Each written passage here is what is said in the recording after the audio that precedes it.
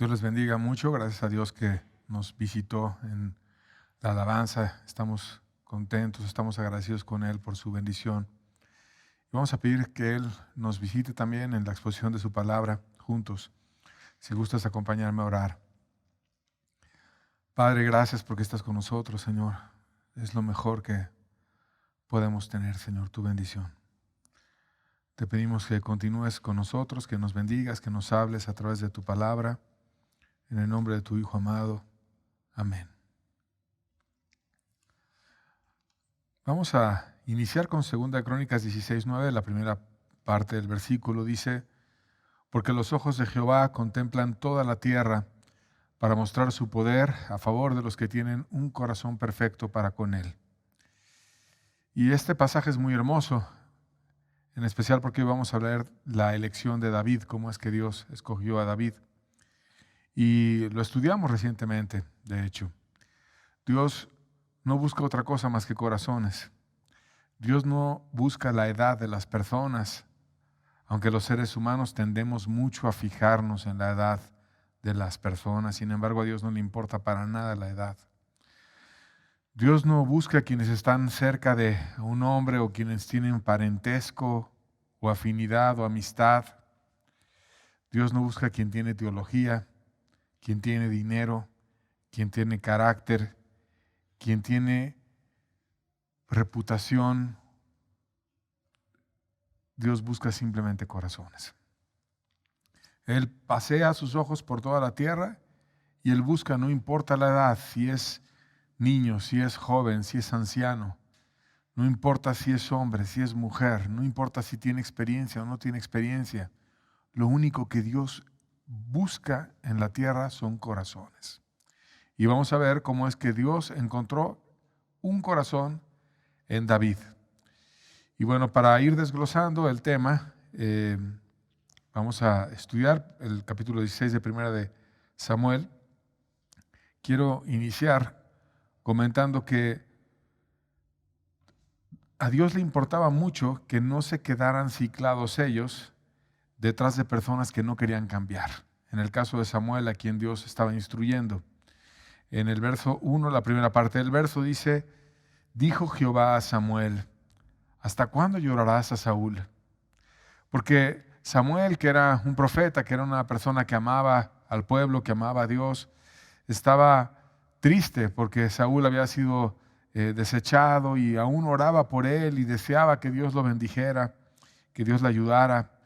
Estaba entristecido por la historia de Saúl, de la cual él había sido testigo, cómo Saúl tuvo fervor, cómo Dios le mudó el corazón a Saúl, cómo Dios le llenó su corazón de celo y de ira cuando había un perverso que quería hacer una tremenda injusticia en Jabes Galad, y él fue y los defendió, y Dios los guió y les ayudó, y cómo ardía su corazón por lo que debe de arder, que es cuidar a Israel. Pero después Saúl tristemente se deslizó, comenzó a utilizar estrategias humanas, empezó en una tibieza espantosa, como Dios la describe en la iglesia de la Odisea, en Apocalipsis 3. Empezó envanecido, creyendo que estaba rico y que se había enriquecido y que no necesitaba absolutamente nada. Y por lo tanto, no buscaba a Dios, no tenía un altar personal donde fuera y se rindiera a Dios, sino que la primera vez que él rindió su corazón en un altar no fue para rendir el suyo, sino precisamente como debió de haber sido, sino para rendir el de los demás que habían pecado, porque él era suficiente, él no tenía que quebrantarse. Él no era una persona interesada, amante del pueblo, porque cuando estaban ellos desarmados no hizo nada para que estuvieran armados, como lo estudiamos la semana anterior, sino que estaba simplemente en gran ceguera, en una aferrarse al poder de una forma carnal y cada vez más deslizado y más desviado. Incluso llegó a apuntar a su hijo para destinarlo a pena de muerte en un celo carnal, en un celo falso, innecesario. Y Dios le dio muchas oportunidades y con mucha paciencia le habló, pero este hombre se aferró a la perversidad y llegó a mucho más allá de una tibieza, a un deslizamiento completo, hasta que Dios lo desechó por completo. Y entonces Samuel oraba y rogaba por Saúl, pero Dios le dijo simplemente: ¿hasta cuándo vas a seguir intercediendo por Saúl? O sea, ya no quiero que ores y que llores por Saúl. Dios tiene otro plan. Dios no se va a frenar por un tibio que no quiera cambiar. Dios no se va a frenar por el que quiera permanecer en soberbia, envanecido. Dios tiene otro plan. ¿Cuál es el plan de Dios? Vamos a verlo. Verso 1, lo leemos ahora completo. Dice: dijo Jehová a Samuel: ¿hasta cuándo llorarás a Saúl, habiéndolo yo desechado para que no reine sobre Israel? Llena ya tu cuerno de aceite y ven, y te enviaré a Isaí de Belén, porque de sus hijos me he provisto rey. O sea, la vida sigue. La vida sigue. El pueblo necesita ser bendecido, la iglesia necesita ser bendecida, y no podemos estar esperando un líder tibio que no quiere cambiar, que está fanático, que está aferrado, que no quiere entregarse a mí para obedecer las cosas que yo le digo. Es lo que Dios le estaba diciendo a Samuel, sino que no, deja de llorar por él, deja de llorar por Saúl. Ve y busca de los hijos de Isaí, al quien yo te voy a decir, y tú vas a llenar tu cuerno de aceite, que era un símbolo físico del derramamiento que Dios iba a traer sobre quien él iba a elegir. Y él le iba a llenar de su espíritu, que es algo muy importante. Que tenga de Dios, que Dios esté con él, que Dios lo acompañe, que Dios lo ayude, que Dios lo bendiga. Y de esa manera, lleno de su espíritu, no desechado como un tibio que ya no calificó, sino lleno de su espíritu, es como Dios iba a levantar a un verdadero líder. Hacer esto que Dios le estaba encargando a Samuel era osado, porque Saúl lo iba a interpretar como una rebelión. Y Samuel le pregunta a Dios cómo es que lo podría hacer. Versos 2 y 3 del capítulo 16 de 1 Samuel, seguimos leyendo, dice: y dijo Samuel: ¿cómo iré? Si Saúl lo supiera, me mataría. Jehová respondió: toma contigo una becerra de la vacada y di: a ofrecer sacrificio a Jehová he venido. Y llama a Isaí al sacrificio, y yo te enseñaré lo que has de hacer, y me ungirás al que yo te dijere. Dios le da una estrategia. Y al perverso que tiene poder se le enfrenta con estrategia, con inteligencia, con astucia. Y entonces, como él era el rey, tenía el ejército, y Samuel simplemente era un profeta, dice: tú vas a ir con Isaí, pero no vas a decir vengo a ordenar al nuevo rey y vengo a ungirlo, sino vas a juntar al pueblo y le vas a decir que vienes a adorar. Vienes a adorar porque vas a adorar con ellos, y también dentro de esa reunión de adoración vas a aprovechar para ungir al que yo quiero escoger.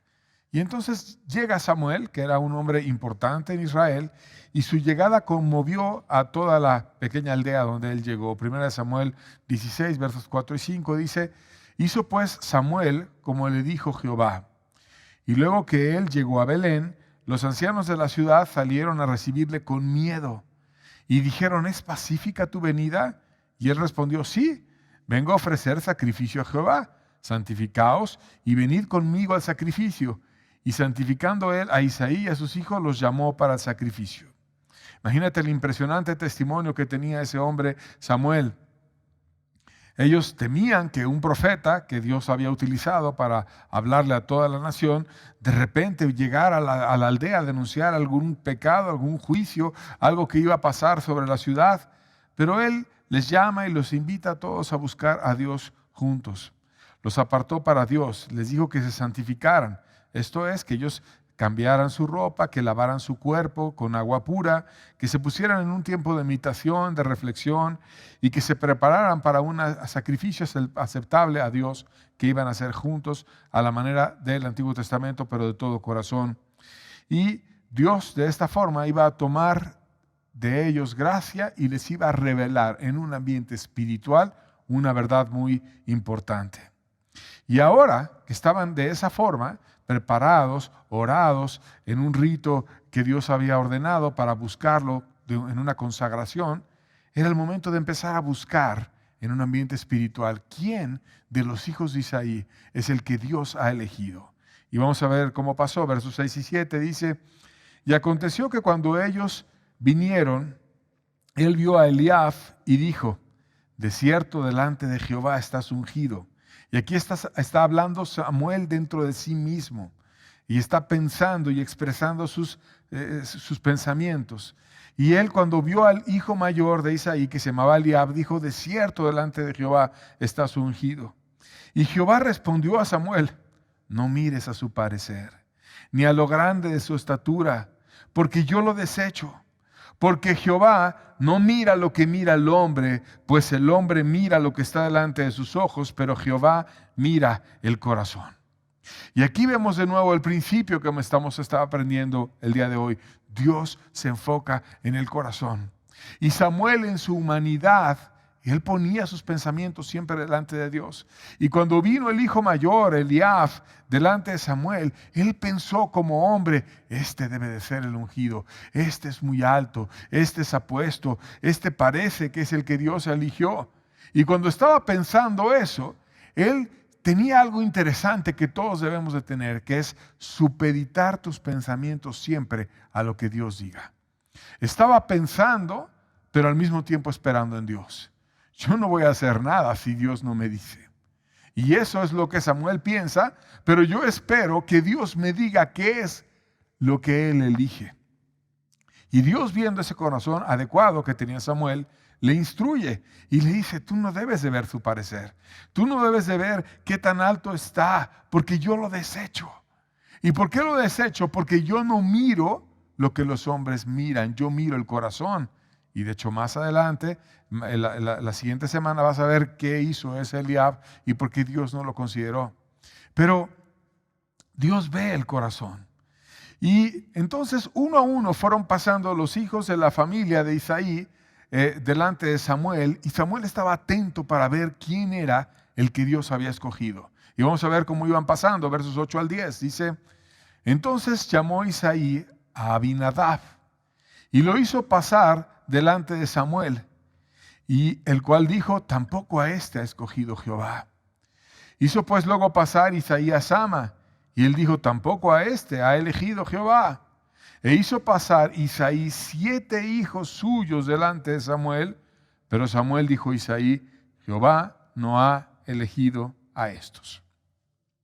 A Eliab, a Abinadab, a Sama, que son 3 que se mencionan, más otros 4 que no vienen sus nombres, fueron pasando uno a uno, del mayor al menor. Los hombres que estaban para presentarse delante de Dios, delante de un profeta tan importante, en un evento de toda la aldea, uno a uno fueron pasando. Y entonces él iba entendiendo el discernimiento, le iba diciendo: no, a este Dios no ha elegido, a este Dios no ha elegido, a este Dios no ha elegido.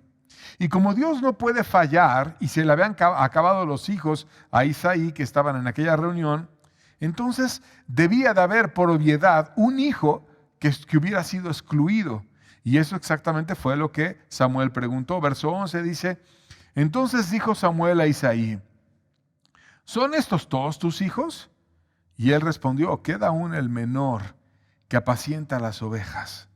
Y dijo Samuel a Isaí: envía por él, porque no nos sentaremos a la mesa hasta que él venga aquí. Y fíjate qué interesante es la forma en la que Samuel pone en un lugar adecuado a un muchacho que estaba cuidando las ovejas, un adolescente, el más jovencito, alguien que era como el pastor, que cuidaba los animales y que no era digno de ser llamado a cuestiones de adultos, sino estaba haciendo el mandado de los demás, cuidando los animales, mientras ellos estaban adorando a Dios con el gran profeta Samuel y todos los ancianos de la aldea. David hacía cosas de muchachos, David hacía cosas de niños. Sin embargo, ese que era el más pequeño, Samuel lo presenta como el más importante y dice: no puedo hacer lo que vengo a hacer si él no está aquí. Y entonces vemos que Dios le da un valor a alguien muy jovencito, un muchacho muy diferente que el que solemos darle los seres humanos. Y Dios siempre ha valorado bastante los jóvenes. Los ciegos no valoran a los jóvenes, pero Dios valora mucho a los jóvenes. Muchos de los grandes cristianos de toda la historia empezaron desde muy jóvenes. Por ejemplo, Hudson Taylor, a los 21 años, viajó de Inglaterra a China por primera vez. Y ese hombre, se ha escrito de él que históricamente realizó un esfuerzo evangelístico estructurado por ganar a muchos en China, de tal manera que desde los tiempos del apóstol Pablo hasta Hudson Taylor no había habido una persona que hiciera un esfuerzo tan estructurado y ordenado como lo hizo ese que empezó jovencito a entregar su vida para ganar el alma de los chinos. David Brainerd, por ejemplo, que tuvo una vida corta, no llegó ni siquiera a los 30 años. Él le estaba predicando como misionero a las tribus nativas americanas y estaba evangelizándolos y amándolos, y dejó un diario de oración de cómo ese joven intercedía, hermoso, que ha inspirado a muchos años después por su forma de orar. Y hoy cuando lees su diario, todavía el fuego de lo que él tenía en el corazón se abre y te inspira a orar y a adorar y a entregarte. ¿Quién? Un joven intercesor, un joven que ardía por Dios. Timoteo era joven, el discípulo de Pablo, que Dios estaba preparando por medio de Pablo para que fuera un pastor y también después un delegado apostólico. Y Pablo le recordaba el enorme valor que tenía y le mandaba que nadie tuviera en poco su juventud. Así como ellos, David, siendo extremadamente joven y siendo ignorado por toda la aldea y por su padre y por sus hermanos y por todos, era el más importante en aquella reunión. Y Dios lo llamaba delante de todos para hacer algo impresionante con un muchacho, con un adolescente. El más joven fue entonces el centro de aquella reunión y lo tenían que esperar a él. Versos 12 y 13 seguimos leyendo, dice, envió pues por él y le hizo entrar. Y era rubio, hermoso de ojos y de buen parecer. Entonces Jehová dijo, levántate y úngelo, porque este es. Y Samuel tomó el cuerno de aceite y lo ungió en medio de sus hermanos. Desde aquel día en adelante, el Espíritu de Jehová vino sobre David. Se levantó luego Samuel y se volvió a Rama. Dios no derrama su Espíritu sobre cualquiera. Dios derrama su Espíritu sobre aquel a quien Dios escoge. ¿Y a quién escogió? A un joven, muy joven, al más joven de aquella reunión. Pero Dios se derramó poderosamente en ese jovencito y lo llenó de su bendición, de tal manera que ahora ese jovencito iba a cambiar a la nación entera. En contraste, Dios no solo dejó de estar con Saúl desechándolo, sino que además envió un juicio sobre él. Ahora estaba sobre un jovencito que iba a sustituir a Saúl y Dios envía un juicio sobre el mismo Saúl. Verso 14 de 1 Samuel 16 dice, y el espíritu de Jehová se apartó de Saúl y le atormentaba un espíritu malo de parte de Jehová. Y fíjate cómo Dios, cuando deja de llenar ese vaso que era Saúl, que alguna vez tuvo su fuego, que alguna vez tuvo su gracia y su ayuda, pero Dios no se queda con el tibio. Dios no se queda con el soberbio. Dios no se queda con el que está envanecido y con el que no se rinde todos los días ante Él. Dios no se queda con el inflado. Dios no se queda con el ciego. Dios no se queda con aquel que no aprovecha las oportunidades, como Saúl la recibió de parte de Samuel cuando le exhortaba una y otra vez para que cambiara. Dios no se queda con ese, sino que se aparta. Y lo que Dios deja de llenar, el diablo y el mal vienen y empiezan a tomar. Y en especial cuando era alguien importante, como un rey, a través de quien tú podías influir a muchos. Y entonces vino un espíritu malo que Dios sabía que vendría, pero que finalmente, yo ya no estoy con él, quita su protección y va y viene un espíritu malo ahora con Saúl.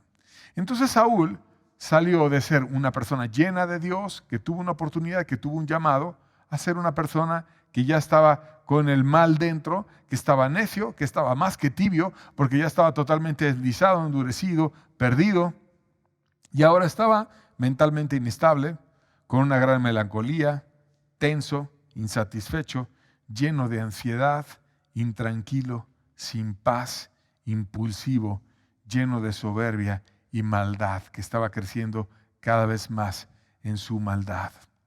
Saúl, al estar en esa situación tan espantosa, fue aconsejado a seguir un remedio espiritual para tratar un mal espiritual. Fíjate el consejo que le dieron, versos 15 al 16. Y los criados de Saúl le dijeron: he aquí ahora un espíritu malo de parte de Dios te atormenta. Hasta ellos se dieron cuenta, fíjate.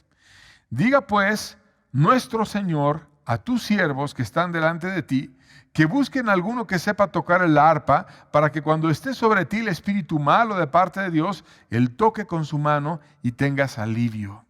Las criadas, los que trabajaban con él, tuvieron discernimiento y entendían: lo que él tiene es un juicio. Y Dios se apartó de él y lo dejó en su dureza, lo dejó perdido, lo dejó mal. Y entonces ahora lo importante es que traigamos a una persona que pueda venir y hablarles y que le pueda dar una esperanza, que le pueda dar algo diferente en su corazón que está endurecido, que está malo. Y para que pueda venir esa bendición, hay algo especial que se puede derramar, que es la alabanza. Traigan a alguien que toque el arpa, a alguien que cuando toque el arpa Dios se agrade y entonces por medio de la música Dios derrame su bendición. Y vemos qué importante es la alabanza.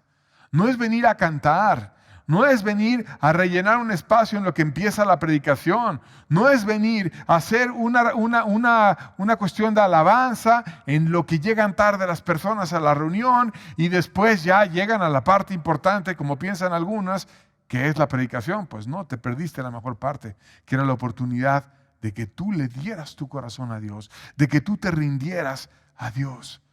Entonces alguien que valorara a Dios, alguien que fuera espiritual, alguien que se agradara de Dios, de Él y Él de Dios, y que a través de la música tuvieran una unión perfecta. Ese era el que le recomendaban los siervos de Saúl buscar. Saúl, desesperado, busca entonces poner en práctica el consejo. Y vamos a leerlo en versos 17 al 19. Dice: y Saúl respondió a sus criadas: buscadme pues ahora a alguno que toque bien y traédmelo. Entonces uno de los criados respondió diciendo: he aquí yo he visto a un hijo de Isaí de Belén que sabe tocar y es valiente y vigoroso y hombre de guerra, prudente en sus palabras, hermoso, y Jehová está con él. Y Saúl envió mensajeros a Isaí diciendo: envíame a David tu hijo, el que está con las ovejas. Y entonces aquí empieza a aparecer David. Y vemos cómo es que Dios lo empezó a formar para ser rey, porque había sido ungido y ya tenía la bendición, tenía algo especial, pero necesitaba conocer las cuestiones del reino, necesitaba conocer cómo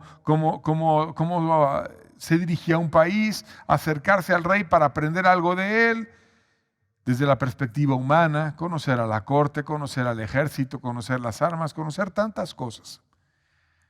No solamente es la bendición, también tiene que haber una preparación. Pero esa preparación solamente se puede dar cuando está la bendición. Preparar a una persona que no es ni siquiera convertida, preparar a una persona que es tibia y que va a estar bebiendo por siempre y nunca va a cambiar, no vale la pena. Es primero el corazón, Dios bendice, Dios elige y luego viene la preparación. Y entonces Dios escogió a David para ser preparado y lo llevó al palacio. Y usó precisamente el talento que tenía David. ¿Qué talento tenía? Sabía cuidar ovejas, pero en el palacio no servía mucho cuidar ovejas.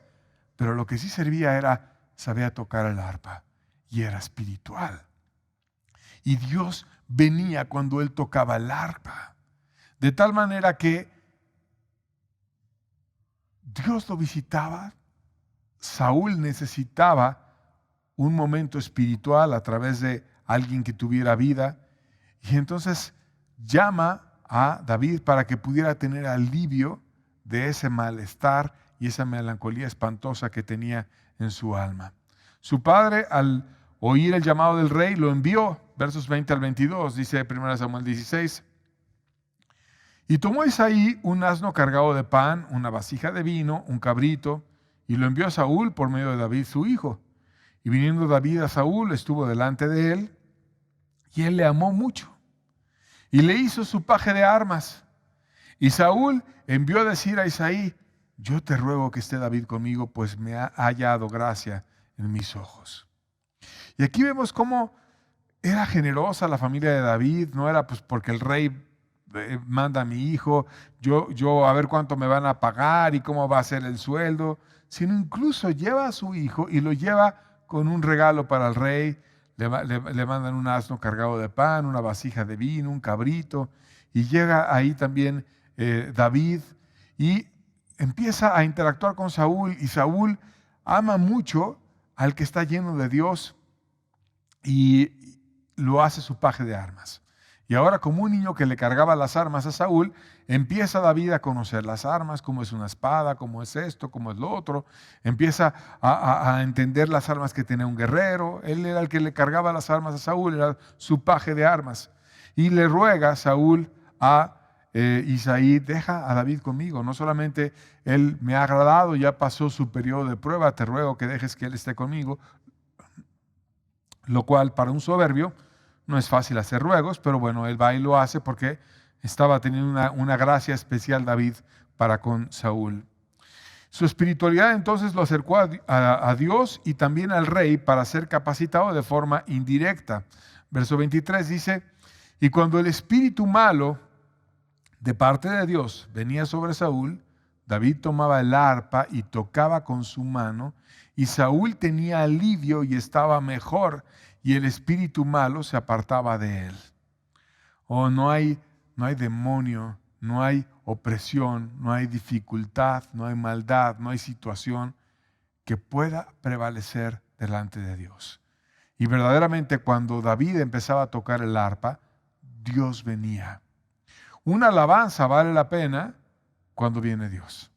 Si no viene Dios, no vale la pena estar tocando simplemente música, porque no lo hacemos por eso, sino lo importante es que venga del cielo algo divino aquí a la tierra. Y para eso se ministra una alabanza. Y entonces David, que tenía un corazón perfecto para con Dios, que tenía un corazón adecuado, a pesar de ser muy jovencito, él tocaba y ponía su corazón a Dios. Y Dios, que busca un corazón en quien derramar su poder, veía a ese muchachito con el arpa y venía y lo visitaba. Y cuando Dios venía, el espíritu malo, las angustias, los temores y las dificultades de Saúl se iban. Ahora, ¿cómo es que ese jovencito llegó a conocer a Dios así? La Biblia nos habla en especial del corazón de David. Porque David fue una persona que llegó a conocer muy bien a Dios. Y hay un libro hermoso donde no nos revela la historia de los hombres por fuera, como lo estamos leyendo ahorita en 1 Samuel, y después lo veremos en Reyes y Crónicas y demás, sino que nos revela a los hombres por dentro. ¿Cómo era el corazón de los hombres? Y ese corazón de los hombres te lo abre el libro de Salmos. ¿Cómo tenía el corazón un hombre que adoraba a Dios? Y cómo Dios venía y actuaba y cambiaba los corazones. Y vamos a ver un ejemplo de cómo David alababa a Dios en su corazón. Ese David que tomaba el arpa, ese David que adoraba, ese David que amaba a Dios. Salmo 28, versos 6 al 8 dice: bendito sea Jehová, que oyó de mis ruegos. Jehová es mi fortaleza y mi escudo. En él confió mi corazón y fui ayudado. Por lo que se gozó mi corazón y con mi cántico le alabaré. Jehová es la fortaleza de su pueblo y el refugio salvador de su ungido. O sea, fíjate cómo él decía: Dios es mi refugio. Mi refugio no es el que estoy en un palacio, no es que trabajo con un rey, sino mi refugio es Dios, que Él es el que me protege, en Él se goza mi corazón, yo vengo a cantarle a Él, a alabarle, Él es el que le da fuerza a su nación, Él es el centro de nosotros. Y si nosotros imitamos a David y hacemos que Dios sea el centro de nuestra vida y le adoramos y le amamos y rendimos nuestras penas, problemas, fracasos, angustias, todo delante de Dios, Él va a empezar a moldear nuestro corazón como moldeó el de ese muchacho. Y lo hizo rápido, porque a pesar de ser muchacho y muy joven, Dios lo levantó con poder y lo puso delante de muchos como ejemplo. Y vamos a avanzar en la vida de David, en las siguientes enseñanzas, pero quisiera aquí hacer una pausa, porque Dios llamó a un jovencito y lo usó grandemente. Y Dios te puede y te quiere llamar a ti y te puede usar grandemente. No importa si los demás dicen, no, está muy joven, no puede predicar, no, hombre, si es mujer menos, nomás el testimonio, nomás esto, lo otro. No, Dios te quiere usar muchísimo. ¿Cómo entonces preparar el corazón? Bueno, primero hay que comprender que el corazón es el reflejo de la esencia. Proverbios 27, verso 19 dice, como en el agua, en el rostro corresponde al rostro, así el corazón del hombre al del hombre. O sea, el corazón es como un reflejo de lo que hay en ti.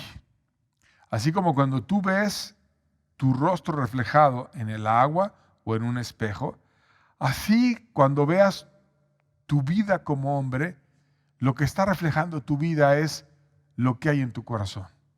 Una persona conflictiva, una persona melancólica, es porque su corazón es conflictivo y melancólico. Una persona alegre es porque su corazón está alegre. Una persona amargada, que todo el tiempo está disputando, diciendo cosas, rebelde, quejumbrosa, es porque su corazón está dañado con ácido adentro, con amargura. Entonces, para poder entender tu corazón, que no lo vemos, pero que Dios sí lo ve, debes de ver cómo eres tú como ser humano. Y tener cuidado que el que apruebe tu corazón sea Dios, que no te apruebes tú mismo, porque cuando el corazón está desviado, te engaña. Jeremías 17, versos 9 y 10 dice, engañoso es el corazón más que todas las cosas y perverso. ¿Quién lo conocerá? Yo, Jehová, que escudriño la mente, que apruebo el corazón para dar a cada uno según su camino, según el fruto de sus obras. O sea, ese corazón te puede engañar y me puede engañar, pero quien lo conoce es Dios. Entonces, para poder entender nuestro corazón, dado que los ojos de Dios contemplan toda la tierra, para buscar corazones en los cuales Él pueda derramar su poder, dado que Dios quiere eso, entonces vayamos y digamos, Dios, no quiero que me engañe mi corazón, quiero entender cómo está mi corazón. Quiero entender cómo soy yo y cómo es mi corazón.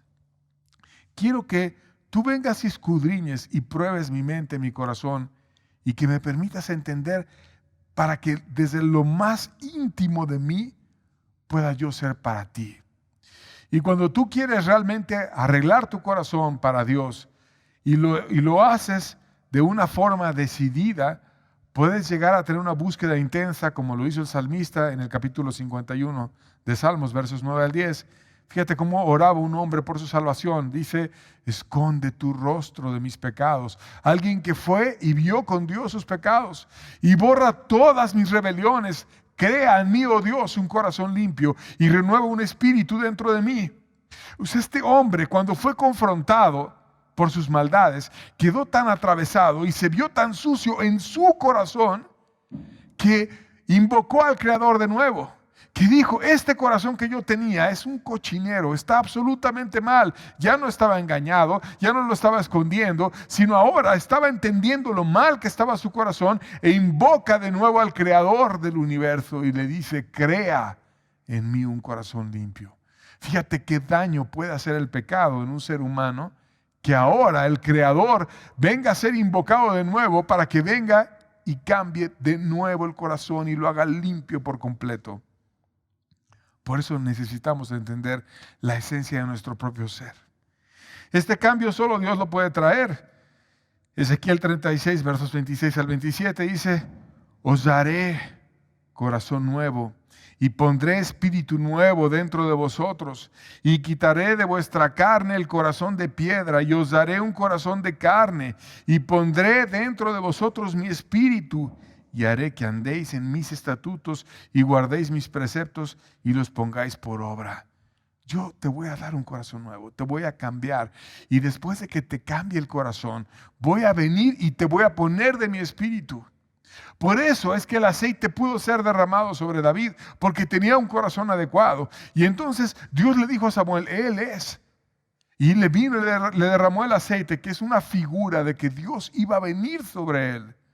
Pero no solamente sobre David, también lo puede hacer sobre ti, sobre mí y sobre cualquier persona que quiera ser humilde con Dios. ¿Qué necesitamos? Buscar a Dios desde lo más profundo de nuestro ser, hasta que Él venga y cambie nuestro corazón por completo. Y una vez que Él lo ha hecho, mantén tu corazón puro y creciendo en la gracia de Dios y enfocándote en esto.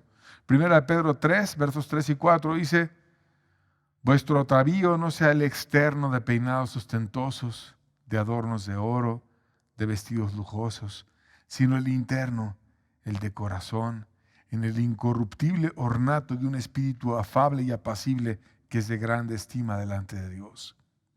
Que seamos personas que amen a Dios por completo y que solamente estemos buscando que nuestro corazón sea para Dios. No cómo nos vestimos, cómo andamos, qué teléfono tenemos, qué carro tenemos, en dónde vivimos. Esas son cosas superficiales. El énfasis de nuestra vida debe de ser que nuestro corazón sea de Dios y que estemos con un espíritu afable, que Dios venga, nos ayude, nos bendiga y nos dé de sí, de su presencia, y tengamos de Él en nuestra vida por siempre. Y una vez que esto esté en nosotros, caminemos entonces haciendo de Dios el centro de nuestra vida cada día. Termino con este versículo, Salmo 37, versos 3 al 5, dice la Biblia: confía en Jehová y haz el bien, y habitarás en la tierra y te apacentarás de la verdad. Deleítate a sí mismo en Jehová, y Él te concederá de las peticiones de tu corazón. Encomienda a Jehová tu camino, confía en Él, y Él hará. O sea, Dios viene, te va a bendecir, te va a cambiar. Que Dios sea tu deleite, que Dios sea el centro de tu vida, que tú tengas una relación y una amistad con Dios, un habitar con Él.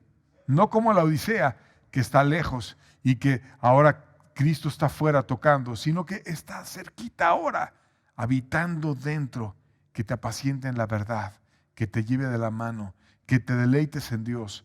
Y que en ese deleite, amando a Dios, abrazándolo, teniendo cerca a Dios, Él venga y te conceda, por su infinito amor y bondad y paciencia, las peticiones de tu corazón. Que tú le encomiendes tu camino cada día y que confíes en Él y que Dios sea el centro de tu vida.